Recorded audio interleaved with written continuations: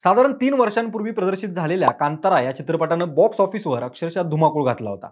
मूळच्या कन्नड भाषेतील असलेल्या आणि तुलनेनं लो बजेट असलेल्या कांतारा या चित्रपटानं लोकप्रियता आणि कमाईचे अनेक विक्रम नोंदवले होते.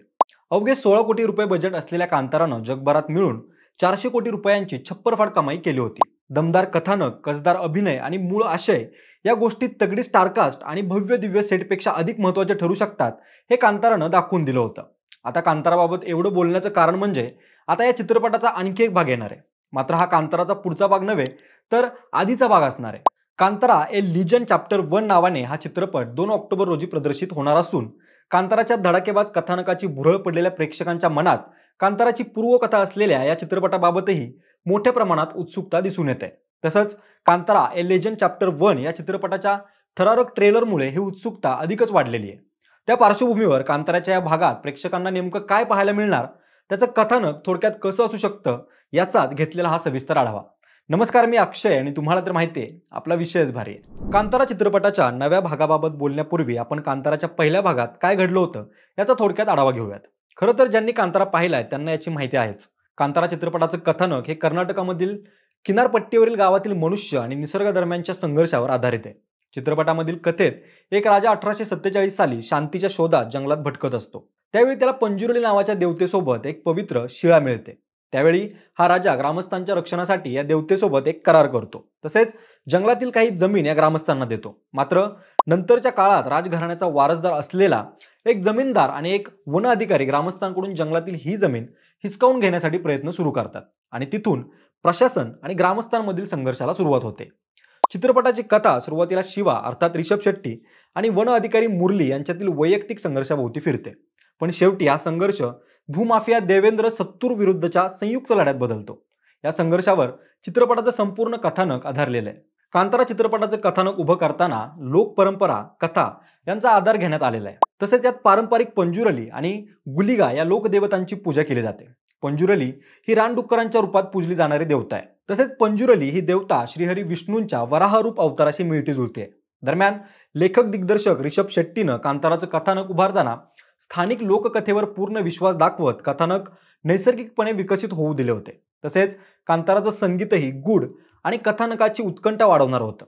एवढंच नाही तर कांताराचा शेवटही कथानकाला एका वेगळ्या उंचीवर नेणारा ठरला होता.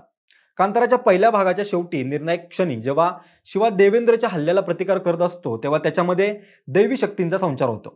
सुरुवातीला त्याच्यामध्ये गुलिगा दैवाचा संचार येतो. त्यामुळे त्याची शारीरिक ताकद अलौकिक बनते आणि तो देवेंद्रच्या सैन्याला एकट्याने सामोरे जातो.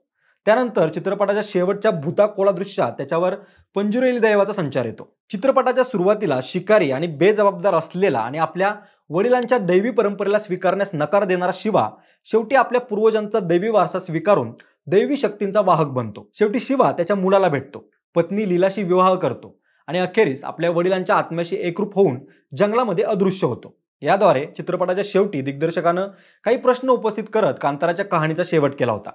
जंगलात अदृश्य झालेल्या शिवाचा मृत्यू झालाय की तो जिवंत आहे, तो परत येईल का, या प्रश्नांमधूनच कांतारा ए लिजंड चॅप्टर 1 बाबत अधिक उत्सुकता वाढलेली आहे. तसंच या चित्रपटामधून वरील प्रश्नांची उत्तरं मिळणार की काही नवीन कहाणी समोर येणार याबाबत सस्पेन्स वाढलेला आहे.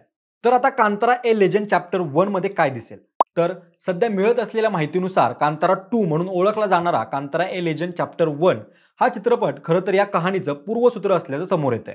यामधून कांताराच्या कथेला अधिक सखोल आणि व्यापक बनवण्याचा प्रयत्न करण्यात आलेला आहे.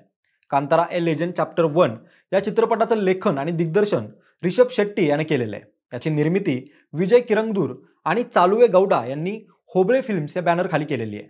या चित्रपटात रिषभ शेट्टी मुख्य भूमिकेत आहे. तो नागा साधू किंवा बर्मे हे पात्र साकारत आहे. हे पात्र मानव आणि दैवी जगाला जोडणारा दुवा बनेल. त्यांच्यासोबतच रुक्मिणी वसंत ही कणकवती आणि गुलशन देवय्या हा कुलशेखर ही महत्त्वाची पात्रे साकारणार आहेत. त्यांच्या माध्यमातून धर्म आणि अधर्म यांच्यातील संघर्षाला एक वेगळा आयाम दिला जाऊ शकतो. विशेष उल्लेखनीय बाब म्हणजे कांतारा हा चित्रपट केवळ 16 कोटी रुपये एवढ्या माफक बजेटमध्ये बनवण्यात आला होता.